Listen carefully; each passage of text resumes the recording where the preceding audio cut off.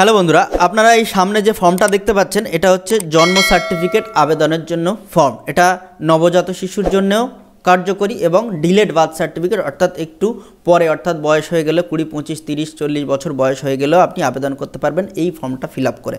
আগে form fill up করতে গেলে আপনার পারমিশন একটা সার্টিফিকেট আপলোড করতে হতো, ডিসচার্জ সার্টিফিকেট আপলোড করতে হতো, কিন্তু এখন আর সেটা নেই।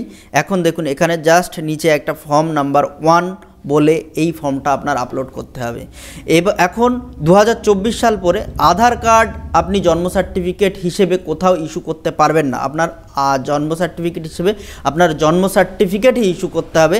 সেই জন্য আপনার জন্ম সার্টিফিকেট তৈরি করা মাস্ট। 2024 সাল পরে আপনার জন্ম সার্টিফিকেটের গুরুত্ব অনেকটাই বেড়ে গেছে। সুতরাং আপনার নবজাত শিশু হোক বা আপনিই হন না কেন আপনার জন্ম সার্টিফিকেট অবশ্যই করে নিতে হবে।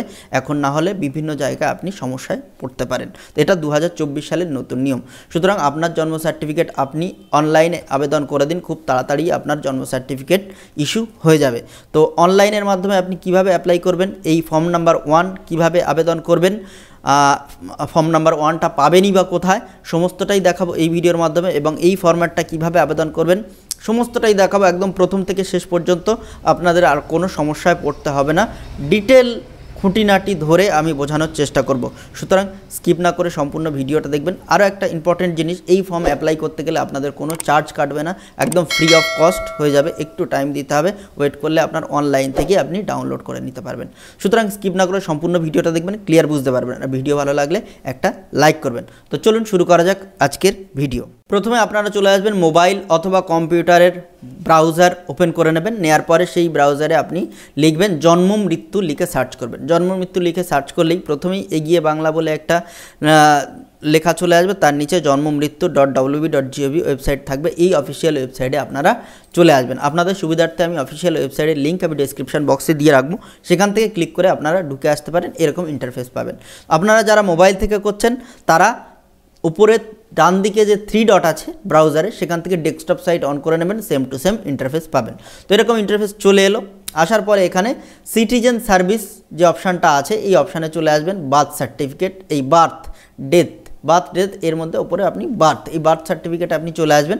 আসার পরে যে অনেকগুলো অপশান আছে, প্রথম হচ্ছে অ্যাপ্লাই ফর নিউ রেজিস্ট্রেশন। যারা নিউ বর্ন বেবি বা নতুন বাচ্চা আছে, নবজাত বাচ্চা আছে তাদের জন্য এইটা।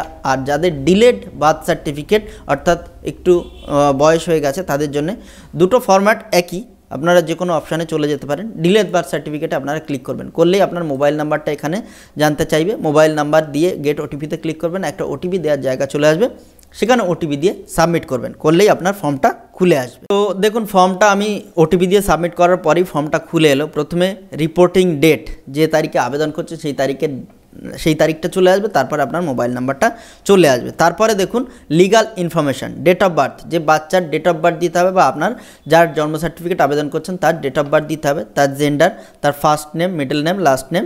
এবার তার এখানে জন্মের সময় সিঙ্গেল হয়েছিল না টুইন্স, মানে যমজ হয়েছিল না সিঙ্গেল, সেটা দিতে হবে। তো আপনার সিঙ্গেল হলে সিঙ্গেল দেবেন, যমজ হলে যমজ দেবেন। প্লেস অফ বার্থের ক্ষেত্রে আপনার হসপিটালে হলে হসপিটাল, হোম হলে হোম, আদার্স হলে আদার্স, যেটা হবে সেটা দিয়ে দেবেন।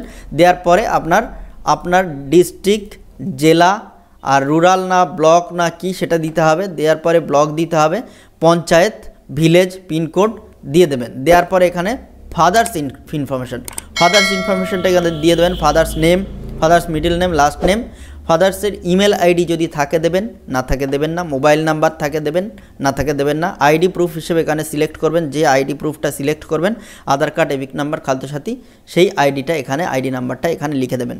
একটা ইম্পর্টেন্ট জিনিস বলে রাখি, দেখুন যে কলমের পাশে উপরের রাইট সাইডে এই রেড মার্কস দেওয়া আছে, স্টার মার্কস, সেই কলমগুলো ফিল করতেই হবে মাস্ট। না আর বা যেগুলোই দেওয়া নেই সেগুলো না ফিল করলেও আপনার ফর্ম ফিল আপ হয়ে যাবে, কোনো অসুবিধা নেই। অর্থাৎ আপনি ফাদার্স ইনফরমেশান না দিলেও কোনো সমস্যা নেই, তবে দিয়ে দেবেন। দেওয়ার পরে এখানে আপলোড আইডি প্রুফ, এখানে যে আইডি, আধার যদি করেন আধার কার্ডের আইডি প্রুফ হিসেবে এখানে আপলোড করতে হবে। যদি ভোটার কার্ড দেন তাহলে ভোটার কার্ড আপলোড করতে হবে। এইভাবে যে আইডি কার্ড এখানে শো করছেন সেই আইডি কার্ডটা এখানে আপলোড করবেন। সেম অ্যাজ এখানে মাদার ডিটেলসটা আপনি আপলোড করলেন, লিখে দিলেন। দেওয়ার পরে এখানে মাদার্সের আইডেন্টিটি প্রুফ হিসেবে যেটা দিচ্ছেন সেইটা এখানে আপলোড করে দেবেন। আপলোড করতে হবে কিন্তু আপনার 200 কেবির মধ্যে জেপিজি ফরম্যাটে 250 কেবির মধ্যে ওটা আপলোড করবেন। তারপরে মাতৃ আইডি যদি থাকে দেবেন, না থাকে দেওয়ার দরকার নেই। তারপরে দেখুন present address of mother at the time of the children's birth, অর্থাৎ শিশুর জন্মের সময় মাতার ঠিকানা। শিশুর জন্মের সময় মাতার ঠিকানা কোথায় ছিল, এখানে রাজ্য থেকে শুরু করবেন, তার আগেরগুলো স্টার মার্ক নেই, আপনি যদি দিতে চান দিতে পারেন, দেবেন না দিলে দেবেন না। তো দেওয়ার পরে ডিস্ট্রিক্ট দিয়ে দেবেন, দেওয়ার পরে আপনার রুরাল না আরবান সেটা দেবেন। রুরাল আরবান হলে সে ব্লক, মিউনিসিপ্যালিটি ডেভেলপমেন্ট অথরিটি বা ব্রজ যেটা হবে সেটা দিয়ে দেবেন। দেওয়ার পরে এখানে ভিলেজ দিয়ে দেবেন। দেওয়ার পরে পরের অপশান দেখুন, আপনার যে মাতার জন্মের সময় ঠিকানা সেইটা আর আপনার মায়ের পার্মানেন্ট ঠিকানা যদি একই হয় তাহলে এই চেকবক্সে ক্লিক করবেন, আর যদি আলাদা হয় তাহলে আলাদা করে এখানে ইনপুট করে দেবেন সমস্তটা। তারপরে অপশানে আছে জন্মদাতার স্থায়ী ঠিকানার সাথে এই ঠিকানা অনুগ্রহ করে মিলিয়ে দেবেন, চেক করবেন। যদি একই হয় জন্মদাতার ঠিকানা তাহলে এখানেও চেকবক্সে ক্লিক করে দেবেন, আর যদি আলাদা হয় তাহলে আলাদা আলাদা করে দিতে হবে। যে সংবাদদাতা তার নাম এখানে দিতে হবে, ডেজিগনেশন দিতে হবে, যদি আশাকর্মী হয় তাহলে আশাকর্মী, আর যদি আদার্স হয় তাহলে এখানে আদার্স করে দেবেন। যদি কোনো বাড়িতে জন্মায় বা আপনি ডিলেট করছেন অনেক বয়সকালে তাহলে সেক্ষেত্রে আপনার আদার্স করবেন, এখানে সংবাদদাতার নাম হিসেবে আপনার বাবার নাম দিয়ে দেবেন, দিয়ে সমস্ত ডিটেলটা এখানে ফিল করে নেবেন। তারপরে father's and mother's information, father's religion, Hindu, Muslim, খ্রিস্টান, জৈন যা আছে সেটা দিয়ে দেবেন। ফাদার্স পড়াশুনোর শিক্ষাগত যোগ্যতা অর্থাৎ লেভেল অফ এডুকেশন দিয়ে দেবেন। ফাদার্স অকুপেশন দিয়ে দেবেন। মাদার্স মায়ের শিক্ষাগত যোগ্যতা কতটা আছে সেটা দিয়ে দেবেন। দেওয়ার পরে মায়ের অকুপেশন, মা যা করে সেটা দিয়ে দেবেন, যদি কিছু না করে তাহলে এখানে হাউসওয়াইফ হিসেবে দিয়ে দেবেন। দেওয়ার পরে প্রথম বিবাহের সময় মাতার বয়স কত ছিল সেটা এখানে দিয়ে দেবেন। যদি এখানে স্টার মার্ক নেই আপনি না দিলেও না দিতে পারেন, কোনো অসুবিধা নেই। টাইপ অফ অ্যাটেনশন অফ ডেলিভারির সময় পরিচর্যা কে করেছিল, ইনস্টিটিউশনাল গভর্নমেন্ট, এখান থেকে যে অপশানটা হবে সেই অপশানটা এখান থেকে দিয়ে দেবেন। যদি কোনো অপশান না হয় বাড়িতে হয় তাহলে রিলেটিভ আর আদার্স আপনি সিলেক্ট করতে পারেন। বাচ্চার জন্মের সময় মাতার বয়স কত ছিল এখানে দিয়ে দেবেন। তারপরে ডেলিভারির যে পদ্ধতি সেটা কি ছিল, নর্মাল, সিজেরিয়ান বা ফোর্সড বা ভ্যাকিউম, যেটা হবে সেটা দিয়ে দেবেন।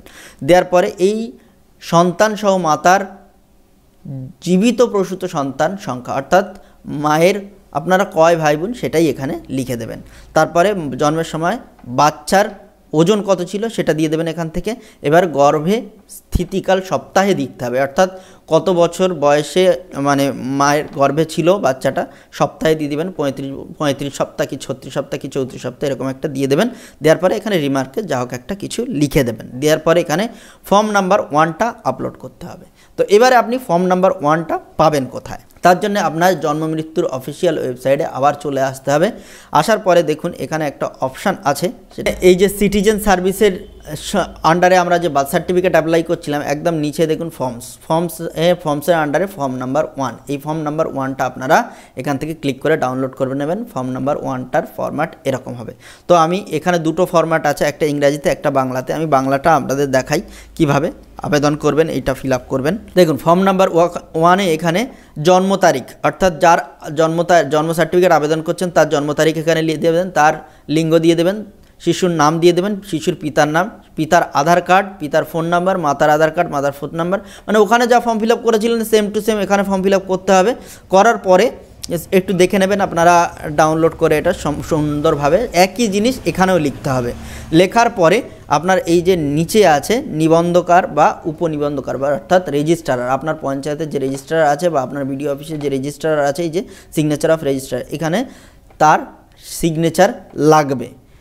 এই যে সিগনেচার অফ এলটিআই, সিগনেচার বা LTI of information with date, এখানে 3টে সই লাগবে। সিগনেচার বা এলটিআই পেরেন্ট উইথ ডেট, অর্থাৎ এটা হচ্ছে বাবা মায়ের সই বা যদি সই না করতে পারেন বা হাতের থাব ইমপ্রেশন, এই দুটো অপশানে বাবার এবং মায়ের করতে হবে।